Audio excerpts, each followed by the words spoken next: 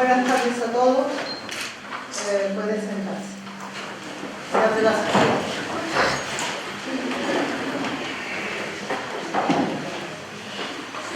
Excelentísimo señor don Lucas Manuel Muñoz, general del Ejército de la Ley. Ilustrísimo señor don Santiago de León Domé, fiscal de la Maestranza de Sevilla, de la Real Maestranza. Autoridades, académicos, señoras y señores. Esta Real Academia celebra sesión pública en recuerdo y homenaje al académico numerario, ilustrísimo señor don Miguel Ángel Yáñez Polo. Solo muere una persona cuando su recuerdo queda en el olvido, pero si cada día se tiene presente, siempre vivirá entre nosotros. Este es el caso de nuestro académico Miguel Ángel Yáñez Polo, que para recordarlo como una gran persona en esta academia y en la ciudad de Sevilla, donde su colección fotográfica quedará como una gran huella para la posteridad. Tuvo el gran reconocimiento de esta academia, que es el éxito en este mundo, pero la gran medalla es el estar en la gloria como el Señor. A continuación tiene la palabra el ilustrísimo señor don Epifanio Rubión Cruz, doctor en Medicina y en Derecho, miembro de la Real Academia de Medicina y Cirugía de Sevilla, director general de Historia del RICOMS y vocal de la Sociedad Nicolás Monar. Tiene la palabra.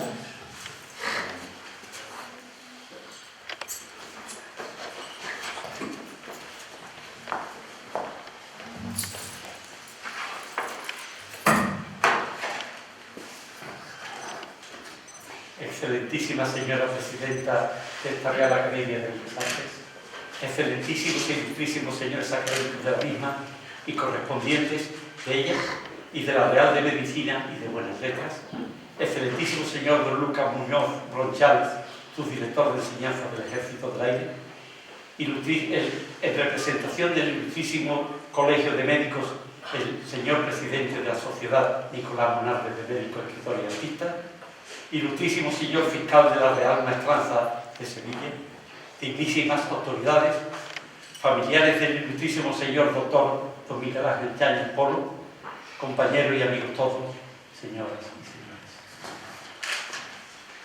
Ante todo, quiero agradecer la amable invitación de esta Real Academia de Bellas Artes para participar en este homenaje póstumo a una excepcional figura del humanismo sevillano, el ilustrísimo señor doctor don Miguel Ángel Yáñez Polo.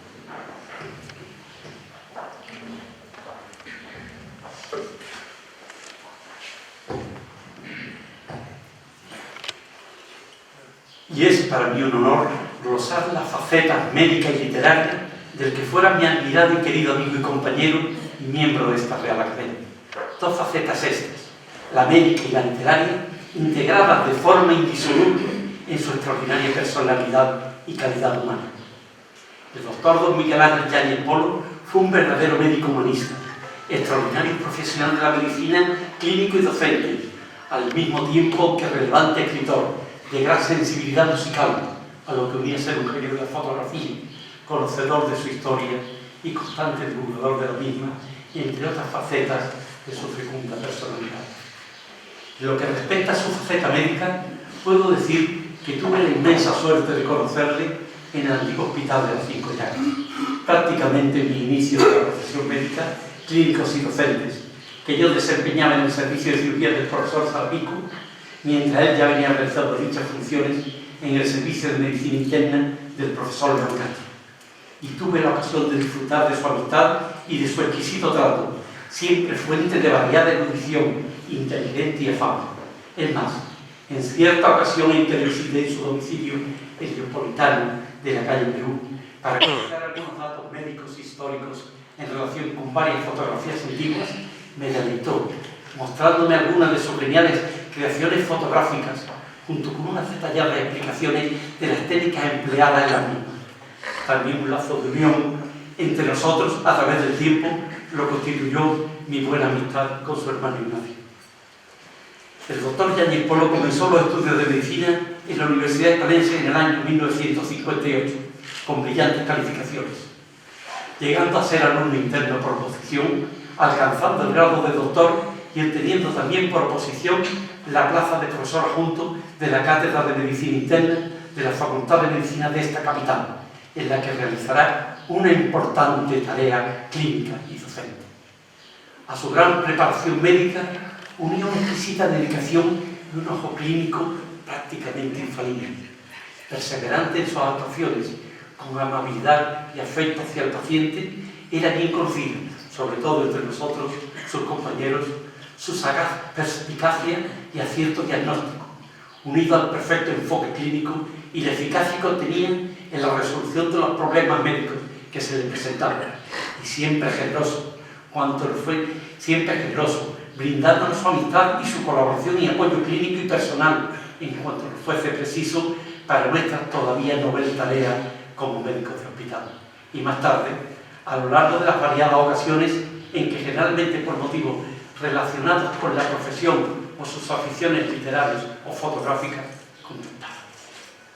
Como docente, daba gusto escucharlo, por su claridad y precisión en la exposición de cualquier materia, ya fuese médica o de alguna otra de las integrantes de los variados conocimientos que poseía, aclarando con paciencia cualquier duda y adornando el tema cuando consideraba que la ocasión lo requería con su fina e inteligente ironía.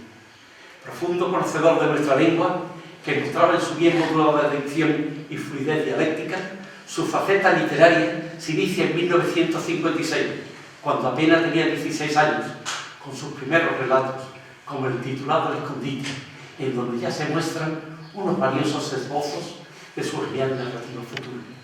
Siendo un estudiante universitario, sería, junto al ensayista Pedro Montilla López, uno de los fundadores del Teatro Español Universitario, de la Facultad de Medicina, que representaría obras de Jean Anouilh, Albert Camus o Luis Pirandello. Y tras unos años con dedicación al teatro leído, ya en 1973 se puede considerar incorporado a la denominada narrativa andaluza.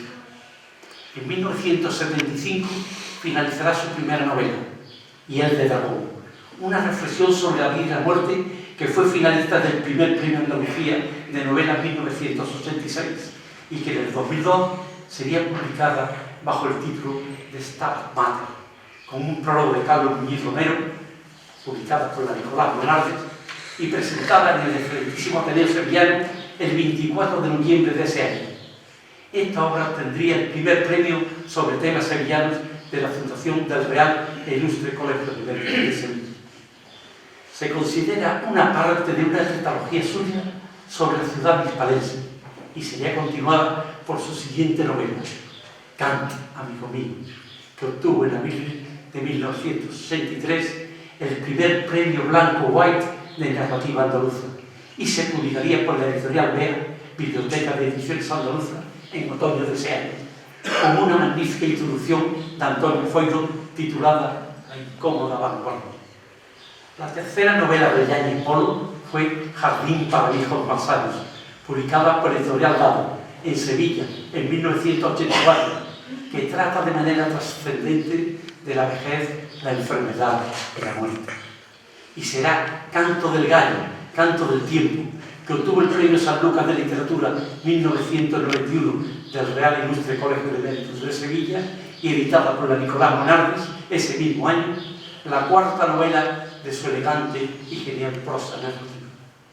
Todavía se podría citar como últimas creaciones, completando su citada tetralogía sevillana entre La Vagabunda y Refugium Peccatorum, junto a diversos relatos suyos editados como No hay albero al amanecer, publicado por Nicolás Bonardes en 1989, dentro de 7 relatos, originales de 7 miembros de la Nicolás Bonardes, o Transverberación de un intelectual calvo, El Tenebrario, o Cuento de la Carlota.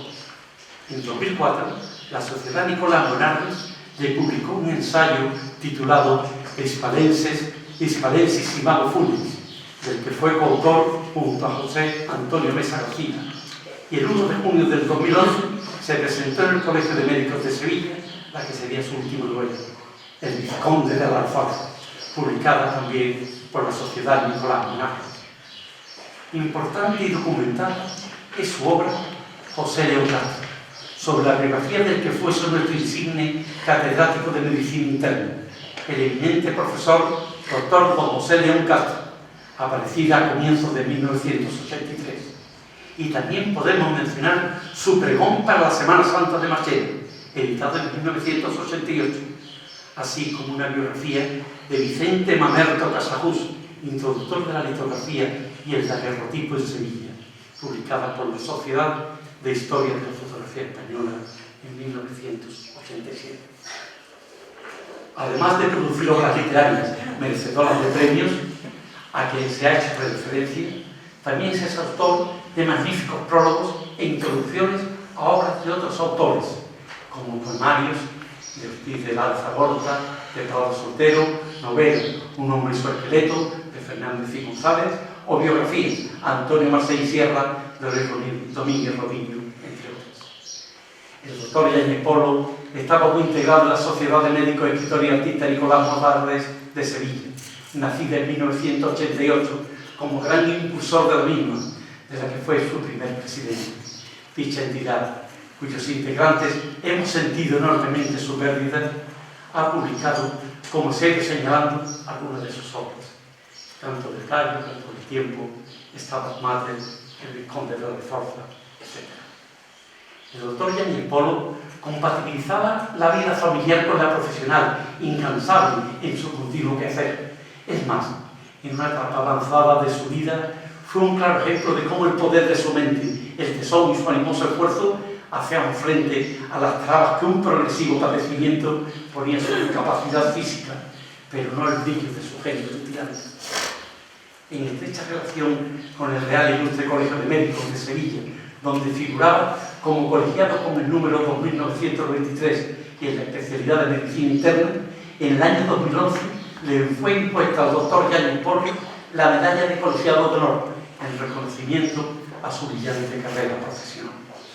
Este excepcional médico internista y humanista era presidente de la Sociedad de Historia de la Fotografía Española, de la que fue miembro fundador en 1986, y también era académico numerario nombrado en 2003 de esta Real Academia de Bellas Artes de Santa Isabel de Hungría, donde el 30 de enero de 2004 leyó su discurso de ingreso titulado Las semillas del descubrimiento de la fotografía, que sería contestado por la Academia de Número de esta institución, excelentísima doña Pilar de León Rosa.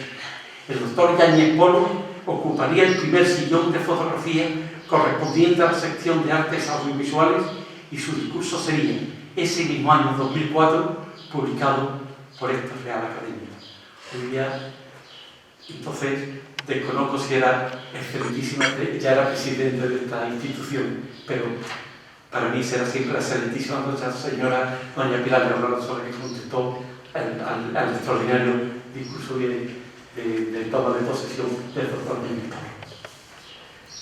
Para finalizar mi modesta colaboración en este póstumo homenaje al querido amigo y compañero y miembro de esta Real Academia, el ilustrísimo señor doctor don Miguel Ángel Yáñez Polo, puedo decir que con su fallecimiento se nos ha marchado definitivamente una excepcional figura del humanismo sevillano, un verdadero intelectual de extraordinaria personalidad y calidad humana, un magnífico profesional de la medicina, clínico y docente y excelente literato, facetas que he tratado aquí, y además un hombre de exquisita sensibilidad musical y genial fotógrafo, fotohistoriador y divulgador de la fotografía.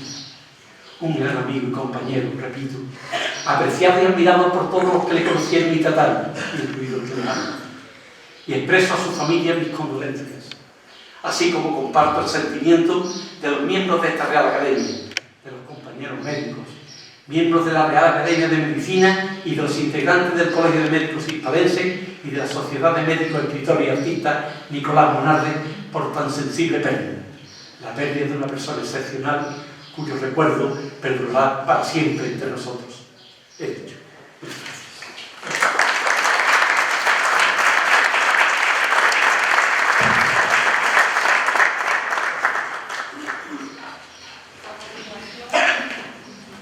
A continuación, tiene la palabra el señor don Miguel Hugo Vázquez, doctor en periodismo, profesor de la Universidad de Sevilla, secretario de la Sociedad de Historia de la Fotografía Española y miembro de la F8 Grupo Fotográfico de Libre Expresión. Tiene la palabra.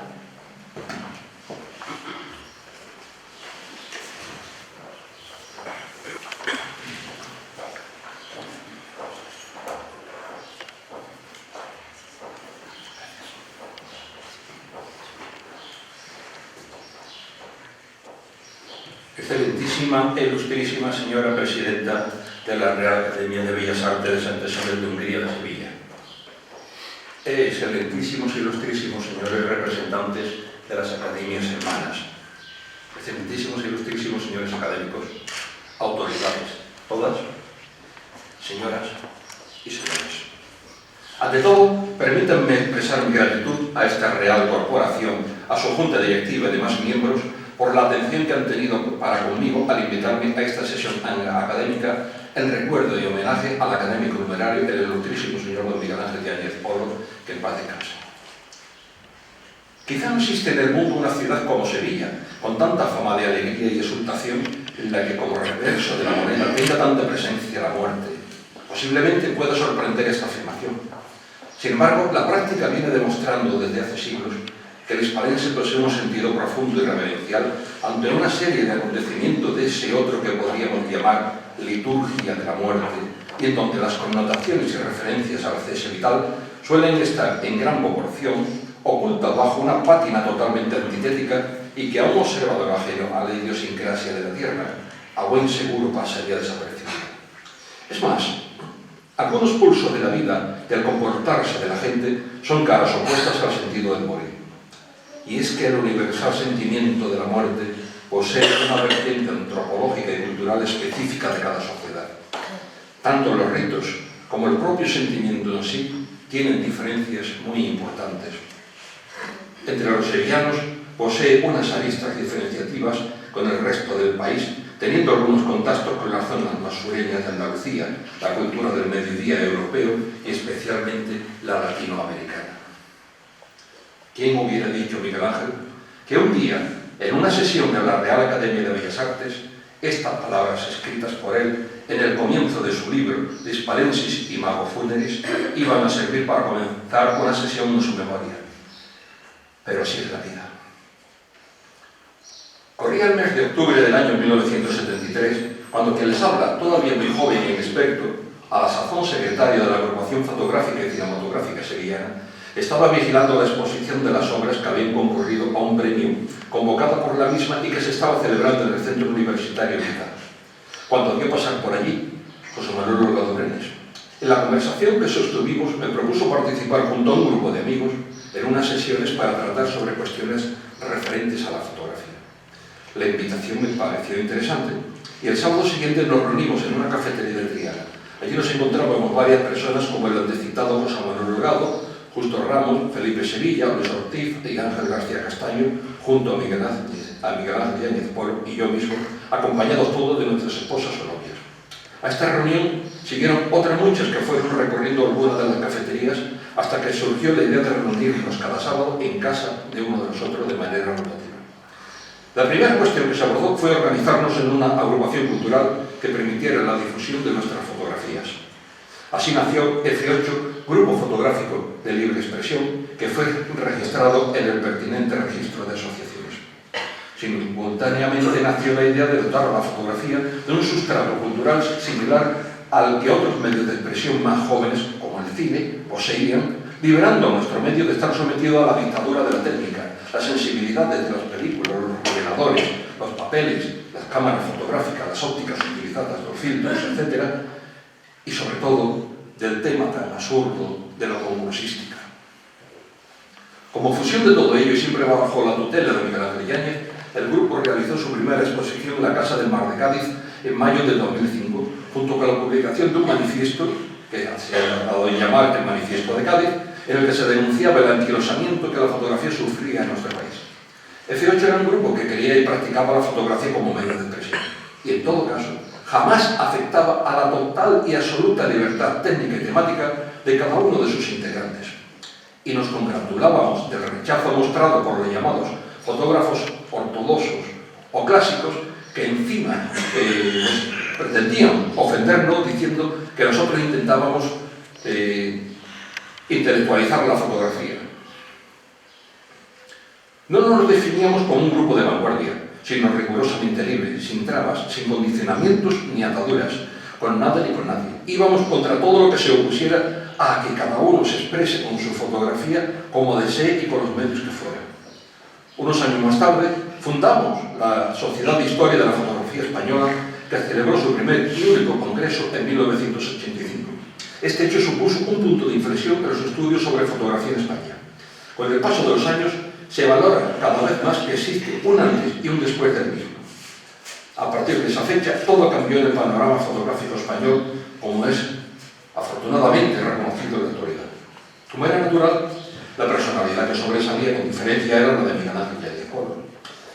Un hombre siempre adscrito a la corriente surrealista que coincidía con los postulados de Breton, que consideraba fundamentales la locura, en el sentido que éstas le induce a quebrantar ciertas reglas, al sueño, ya que pensaba que el sueño y la realidad se fundían en una especie de realidad absoluta, en una sobrerealidad o surrealidad, si así se le puede llamar, a lo maravilloso, que es siempre bello, e incluso puede afirmarse que solo lo maravilloso es bello, y a la escritura automática.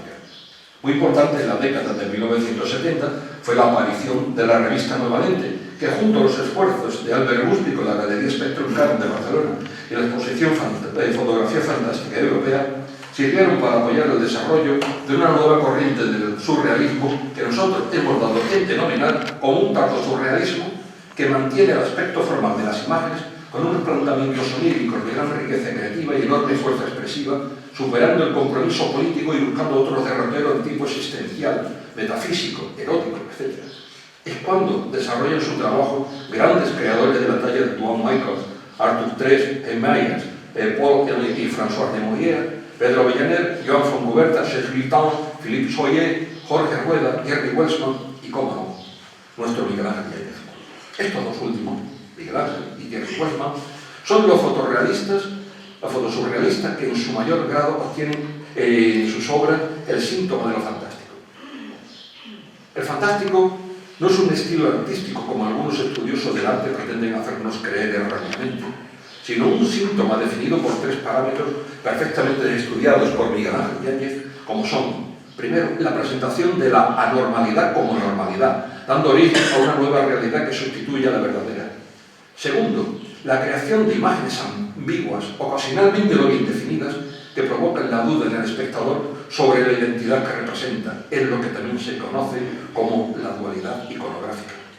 Y el Das Unheimliche freudiano, esa extrañeza de lo insólito, productor de un impacto psicológico en el espectador, de una sensación que puede ir de la angustia momentánea hasta una risa espasmódica, defensiva.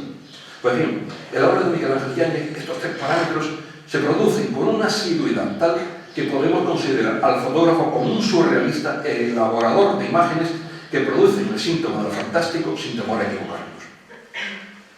El surrealismo de Miguel Ángel Yáñez posee unas características muy personales que lo hacen diferenciarse de los demás por dos aspectos esenciales: la técnica utilizada en la elaboración de sus obras y sus planteamientos metafísicos. La técnica básica es de su propia invención, del clasotipo, consistente en un proceso que le permite reelaborar, remodelar la gelatina fotográfica existente en el papel, de acuerdo con estos planteamientos originados del surrealismo, que en literatura se corresponden con la escritura automática. Siempre sé cómo empiezo mis fotografías, pero nunca conozco cómo acabarán. Nos ha comentado en más de una ocasión. Es un verdadero in-process discovery, un procedimiento de descubrimiento durante el proceso en el que el fotógrafo sabe cómo comienza la fotografía y conforme va elaborándola incluye nuevos elementos, imágenes, colores, texturas, elementos ajenos, etc., de modo que generalmente inconsciente y que en un momento dado detiene considerando concluir sus obras. Muy en línea, por supuesto, con el concepto de obra abierta de Umberto Eco. Es una de las principales características de su expresión, aunque alguna de sus obras puede llegar incluso a considerarse en los límites con el expresionismo fotográfico. Sus fotomontajes suelen ser de una insultante pulcritud, de ahí que llegue a producir en el espectador con gran facilidad ese Das Unheimliche que citábamos anteriormente, en un juego onírico de gran profundidad metafísica, donde sus preocupaciones por el hombre, qué somos, de dónde venimos, a dónde vamos, forman un continuum casi obsesivo que sobrecoge aún más al receptor de sus imágenes, sin que jamás quede indiferente ante la contemplación de las mismas. Ello se manifiesta en títulos como los que conforman su serie Sight on Sight, de profunda influencia heideggeriana y con una fuerte carga existencial. Para conseguir sus propósitos, No se acompleja a la hora de introducir, además de las técnicas antes citadas, solarizaciones, tintas, drenajes orgánicos o por mordentado, imágenes en negativo, elementos extraños como flores secas o polvos de colores pastel, así como todo aquello que considere conveniente en cada momento, ya que Miguel Ángel manifiesta concomitancia con los posmodernistas, está firmemente convencido de que hoy no existen límites entre las artes. Esta es, sin duda, su gran aportación a la evolución del fotosurrealismo. La muerte es otro de los elementos que no puede faltar en su obra. Siempre está presente, bien mediante frases escritas a boca, bien mediante la presencia de ancianos en actitud de espera, de sepulturas o de pájaros siniestros, introducidos manualmente por el autor en abundancia tal que producen un enorme agobio en el espectador. Pájaros tétricos, de mal agüero, carroñeros, en actitud agresiva, que parecen querer escapar de sus fotografías para devorarnos a picotazos. Pájaros generalmente inidentificables, aunque en alguna ocasión hemos podido reconocer un triodonte y que son un presagio de la muerte, fruto todo ello de sus sueños. Unos sueños que en más de una ocasión le han desvelado en medio de una tremenda angustia y que después quedarán pasmados en muchas de sus imágenes. La obra surrealista de Miguel Ángel Yáñez, además de metafísica, puede ser calificada de barroca, dada la gran cantidad de elementos que la inunda, produciendo en el espectador una sensación de caos tremendo, una entropía en un entorno de cielos lovecraftianos que oscila entre los violetas del espectro conocido y aquellas otras tonalidades imposibles de describir, pero que percibimos en nuestro subconsciente. Seres que aparecen, pero que no están, personajes del ayer, como Kant, Beethoven, Schubert, Brahms, el obispo Colloredo, Goethe, Albert Camus, Sigmund Freud, Chopin, Fernando VII, Carlos II, el hechizado, Galileo, Cantinflas, etc., en un hoy intemporal, jugando con el tiempo y el espacio de la fotografía en la que se supone que los tiempos son inciertos. Unas veces los inunda de fórmulas matemáticas y en muchas de sus obras podemos contar con la presencia casi obsesiva del propio fotógrafo en diferentes encuadres dentro de la misma fotografía, cual perseguidor que nos atosiga incesantemente. Otras veces contemplaremos caras resquebrajadas, flores vivas muertas en un difícil equilibrio de realidad y irrealidad. La realidad es un fenómeno imposible de conocer en sí. Algo aparente, y cada medio artístico explora la ficción de la realidad fenoménica, comentaba Miguel Ángel Yáñez. Y el humor, tan característico del surrealismo, no puede estar ausente en la obra de Miguel Ángel, con títulos elocuentes que nos remiten a su Sevilla natal, a sus costumbres, a sus gentes, a su historia, como Juicio a un criador de pájaros, Retrato de la inventora del rococó, de Sierpes Órganis, Playerera en la plaza de toros, Homenaje a la siesta sevillana, Necrománticos de hoy, Pensador en la maestranza, El impoluto hispalense, Recuerdo del Moro Muza, Tanguistas metafísicos, Estrangulador de viejas salerosas, Rococó al vitriol, La flamencona del pajarito, La torera zoomórfica, Trini la salerosa, El presidente del máximo del Tribunal Supremo en calzonas, Semiología de la piomba, etc. Un humor sarcástico, amargo, incisivo, crítico, que vuelve más a la reflexión que a la carcajada, consecuencia lógica de esos planteamientos metafísicos a lo que aludíamos con anterioridad. Un humor que surge a causa del carácter absurdo de los citados títulos. Y es que, ¿habrá algo más surrealista que el absurdo? ¿O algo más absurdo que el surrealismo?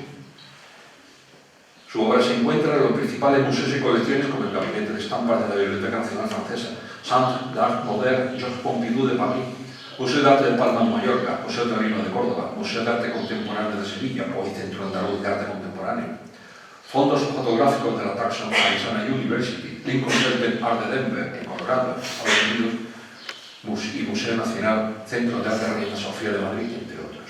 Gran teórico de la fotografía, pronunció numerosas conferencias y publicó en las más importantes revistas del medio como Arte Fotográfico, Fotovisión, La Fotografía, Astas de Cultura y Ensayo Fotográfico o Revista de Historia de la Fotografía Española con temas de pensamiento, estética, historia o técnica. Dirigió el curso Vanguardia Fotográfica 2000, celebrado en 1991 en la Universidad de la Rábida, y como literato obtuvo el premio Blanco Guay por la obra Can, amigo mío, el primer premio en el certamen sobre temas sevillanos convocado por la Fundación Colegio de Médicos del 2002, y tiene publicadas varias novelas, todas ellas dentro de una línea surrealista muy homogénea, por lo que podemos decir que viendo sus fotografías sabemos cómo escribe y leyendo sus obras sabemos cómo son sus fotografías. Y como último homenaje, esta Real Corporación tuvo a bien nombrarlo académico numerario, hecho que le produjo una gran alegría, especialmente por ser el primer fotógrafo que accedía a este ilustre caso. Desde su sevillano Heliópolis, casi sin moverme de aquí, como él solía decir, inundó al mundo con sus imágenes y con sus pensamientos hasta sus últimos días. Gracias, hermano Miguel Ángel, por todo.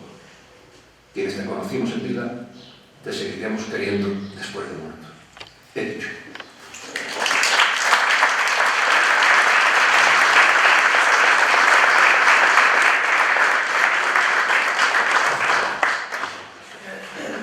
A continuación tiene la palabra la excelentísima señora doña Pilar León Castro Alonso, catedrática de Arqueología, numeraria de la Real Academia de la Historia y de las Reales Academias de Bellas Artes y de Buenas Letras de Sevilla.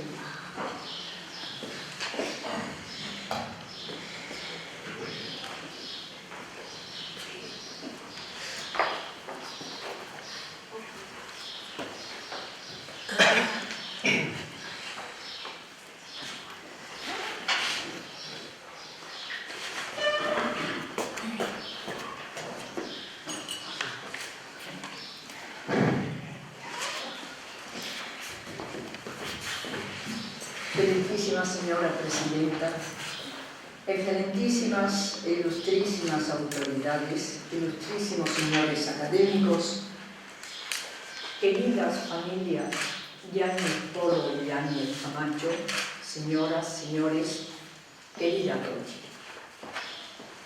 No es fácil hablar de Miguel Ángel Yáñez entre los suyos y en su ausencia. No es fácil porque la persona y la personalidad de Miguel Ángel Yáñez eran exactamente lo contrario. Presencia plena, plenitud de personalidad y una capacidad extraordinaria para, sin proponérselo, llenarlo todo. ¿Dónde estaba?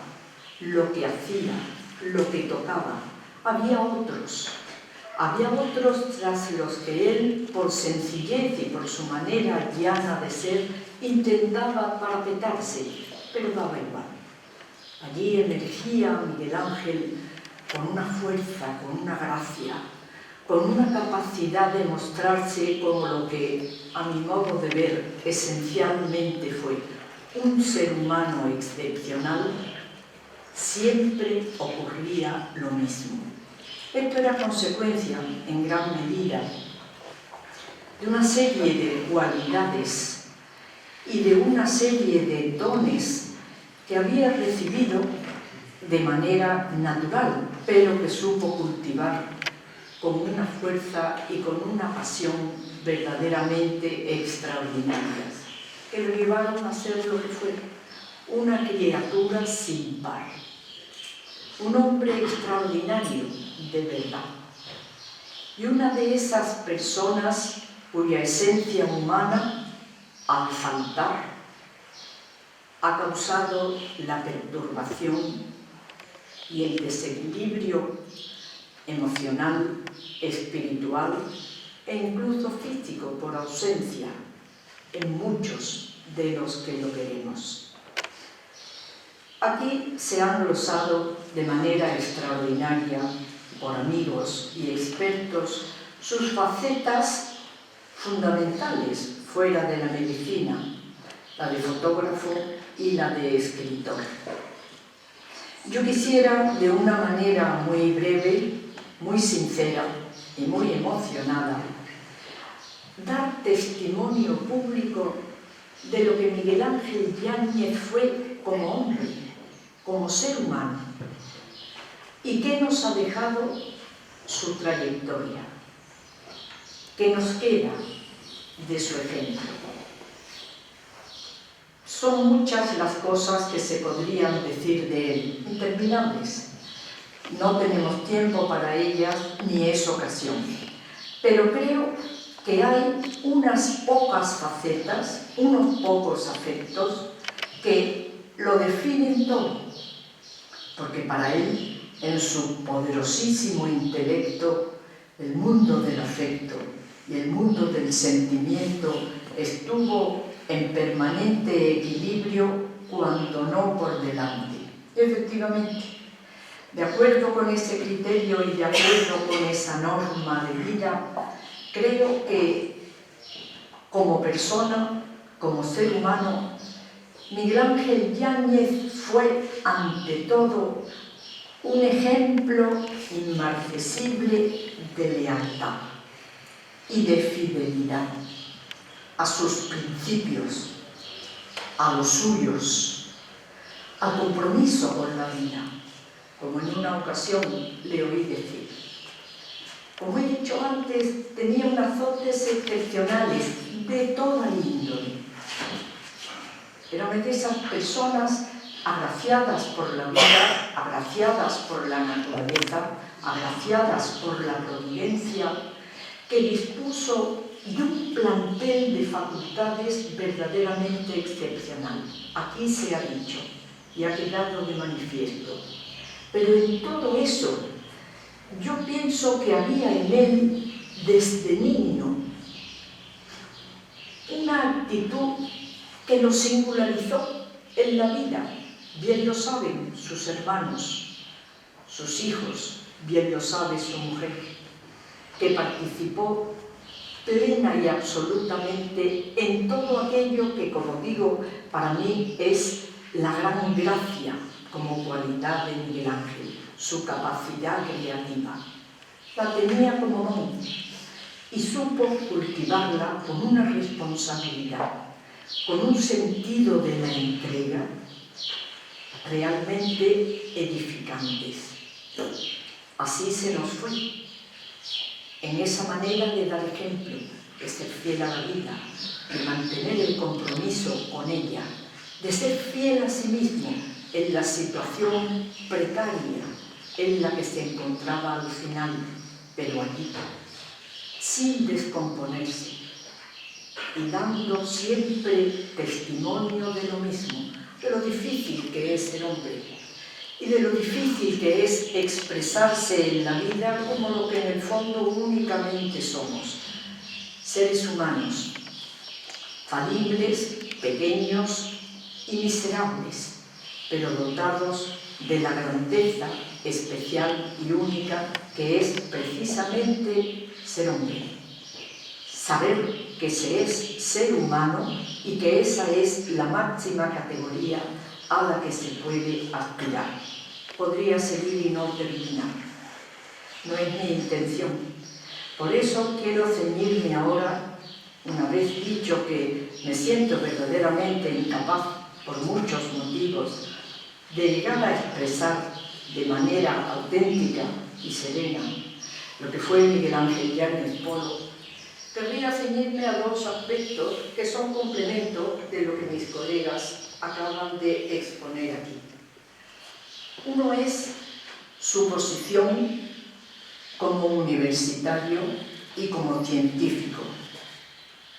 Otra es su posición como lo que realmente Miguel Ángel Yáñez fue y quiso ser, un médico, nada más.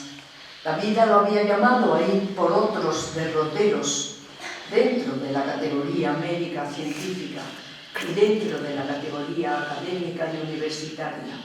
Se truncó ese camino de manera absurda y él reaccionó ante ese absurdo, como estoy diciendo, de la única manera que sabía y de la única manera que era capaz, con lealtad y con fidelidad.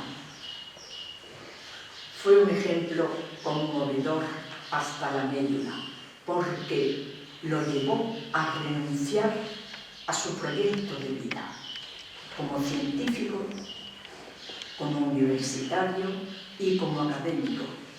No lo dudó. Con 8 hijos a la espalda, abandonó su forma de vida y, lo que es más que una forma de vida, abandonó su ideal de vida. Dejó la facultad de medicina y se encerró en su casa.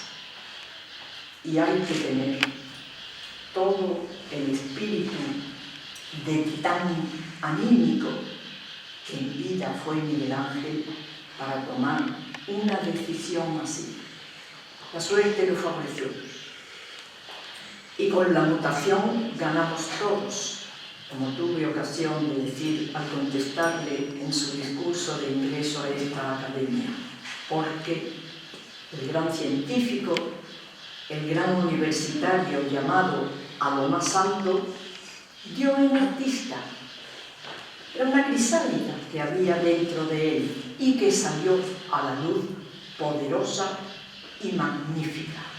Y aquella capacidad creativa de la que hablé al principio empezó a disparar producción extraordinaria, superada cada una por la que venía después. Algo dificilísimo cuando de crear se trata, de lo que tienen experiencia muchos de sus amigos y compañeros, artistas y creadores que están aquí. En él todo esto se producía de una manera natural, espontánea, sencilla, como lo más natural del mundo. Y eso le llevó, pienso, a comprender y a convencerse de que no bastaba, de que a él no le bastaba con ser el primero en todo lo que hiciera o no. Daba igual que escribiera, que fotografiara, que hablara, que comentara o glosara cualquier aspecto, un chiste o cualquier cosa capaz de contar. Pensó que eso debía tener una faceta comunicativa, una proyección social y una preocupación, la suya, por darse a todos como hombre, algo del gran médico. Y empezó a escribir, y empezó a publicar, y aquí se ha dicho, y ha llenado anaqueles y museos con unas capacidades intelectuales, creativas, literarias, plásticas, verdaderamente singulares y únicas. Eso que se dice tan frecuentemente es irrepetible. Como todas las frases manidas, aquí no sirve, pero la realidad es que la personalidad y la persona de Miguel Ángel Yáñez no las volveremos a tener.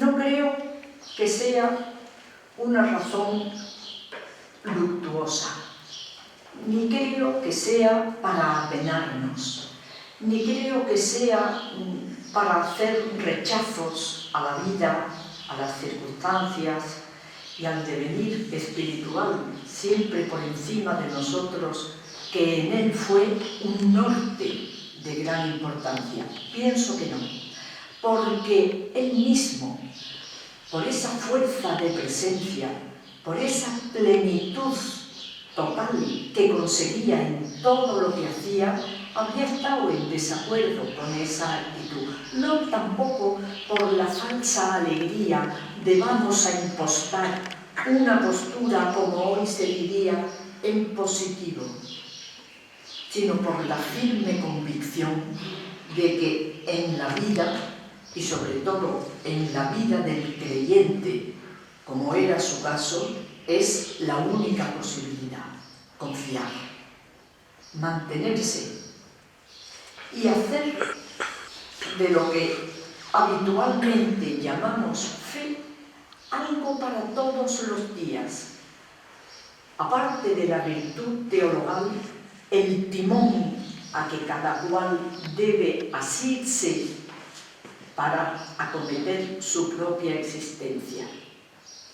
Quiero terminar, porque puedo estar aquí un semestre, y diré que a todo esto se unía en Miguel Ángel Yáñez una condición especial, para la que creo firmemente que estaba llamado. Él tenía una auténtica vocación, y esa vocación era la de médico. Sencillamente médico, al margen de los honores y de las posiciones académicas que le vinieron y otras que le pudieron venir y que no fueron. Pero él era un médico. Se había formado de manera, creo que profundísima desde el punto de vista científico y completísima desde el punto de vista, digamos, de la praxis médica, en una escuela de medicina que fue un referente en la de las décadas últimas del siglo pasado. Su maestro, por el que sentía verdadera veneración y que le había inculcado en gran parte esa vocación, conocedor y sabedor de que era una criatura excepcional, trajo a esa escuela una forma de hacer medicina que era dependiente y aprendida de la gran medicina europea, del gran maestro que fue de todos ellos, el Dan von Weizsäcker. Y estas personas, en su ejercicio de la medicina, entendieron y comprendieron. Aquí hay muchos ilustres compañeros, condiscípulos, que podrían hablar de esto con mucha más autoridad que yo. Ellos comprendieron que lo más importante de su grupo científico como escuela era ejercer una medicina de hombres entre los hombres. Por eso no hablaban de enfermos. Era curioso cuando se hablaba con ellos. Hablaban de pacientes.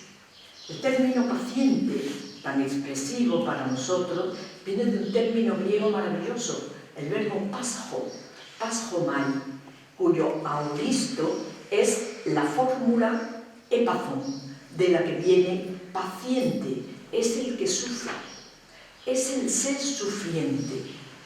Y ellos, médicos de una calidad verdaderamente excepcional, científica y humana, dedicaron sus vidas a sufrir con el ser sufriente.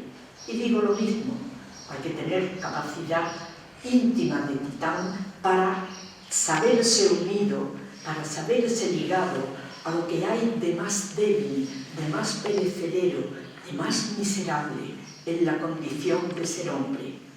Y a eso dedicaron sus vidas, a eso la dedicó Miguel Ángel Yáñez.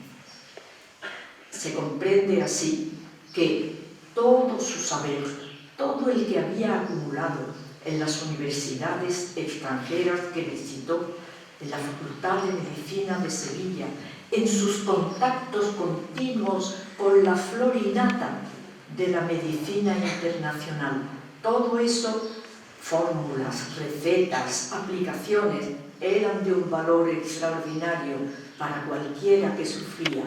Pero sobre todo, Miguel Ángel Yáñez fue un médico, aquí se ha dicho, cuyo ojo clínico le hacía comprender que lo que sufría verdaderamente de aquel paciente, fueran cuales fueran sus miserias diagnosticables, lo que sufría de verdad era su alma, era su psique, era su sensibilidad dolida por algún motivo, a lo que naturalmente el soma, el cuerpo, reacciona, y reacciona enfermando. Bastaba su presencia, bastaba oírlo hablar, bastaba verlo entrar para comprender: estoy a salvo. Es una experiencia que quien lo tiene, que quien la tiene, lo sabe. Y es importante dar este testimonio no solo en homenaje a una generación de médicos verdaderamente única y singular, sino en homenaje también a lo que de él he dicho antes, como practicante, como ejercicio de la praxis de aquella gran medicina. Coordinar todo eso, combinarlo, todas estas facetas, todas estas aptitudes, todas estas cualidades, no es fácil, ni cualquiera llega a hacerlo, aunque se tengan esos dones y se tengan esas cualidades. Hay que tener un temple, me atrevería a decir, y hay que estar forjado en un modelo al que, si se es fiel, como es el caso de Miguel Ángel, se puede llegar a extraer todo el fruto que él en vida nos dio. Todo aquello con lo que nos enriqueció, todo aquello con lo que nos enseñaba sin proponérselo, sin buscarlo, estando, acompañando, curando, espiritual y físicamente. Estos son solo unas pinceladas atropelladas, repito, por la emoción y por las circunstancias con las que creo que se puede hablar de Miguel Ángel Yáñez Pol. Muchos de los que estamos aquí sabemos que está por decir lo principal, lo que es la esencia, lo que cada uno de nosotros le agradece y le guarda en lo más íntimo del pensamiento. Por eso dije antes, y sigo creyendo, que su ausencia, aun cuando tan conmovedora, no significa, sin embargo, un motivo de pena, ni un motivo luctuoso. Es un recuerdo permanente. Lo recordaremos siempre, lo añoraremos más, pero sabremos siempre que la relación con él sigue, se mantiene de otra manera. Cada cual sabe cuál es la suya, pero viva, pero activa, porque esa plenitud de su presencia no nos dejará nunca. La Academia siente poderosamente no haber podido disfrutarlo, aprender de él con más asiduidad por las circunstancias que lo rodearon inmediatamente después de haber ingresado en la corporación. Pero la Academia sabe también que su obra, que su ejemplo, que su espíritu en definitiva aletea para siempre entre nosotros. Y a ese beneficio, con inmenso cariño e inmensa admiración, nos acogeremos para siempre. Muchas gracias.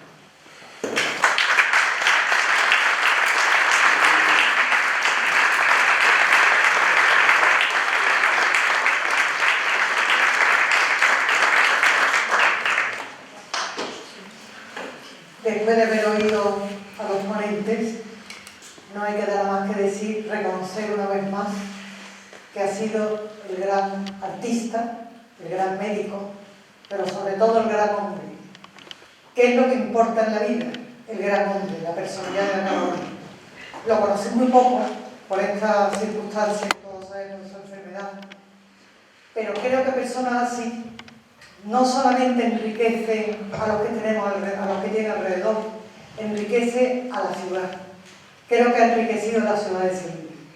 Por eso doy la enhorabuena a su familia y a todos los amigos y todos los que la han podido tener cerca, ya que nosotros lo hemos tenido muy poco cerca. Y también quiero decir que seguramente hoy, aquí, en este Salón del Renacimiento, donde todos los grandes pintores de la ciudad están representados y donde el arte está también, donde también está la medicina, él haría su última fotografía con todos nosotros, que son su familia, sus académicos y sus amigos. Se levanta la sesión y muchas gracias.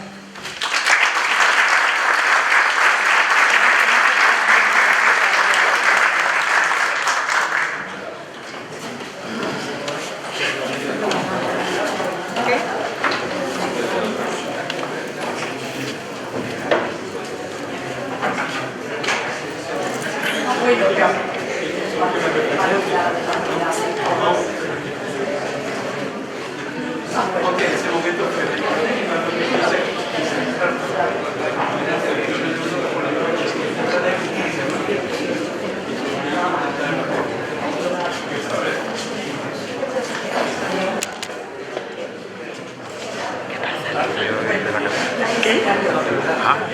¿Lo había conocido? ¿Tan profesional? Sí.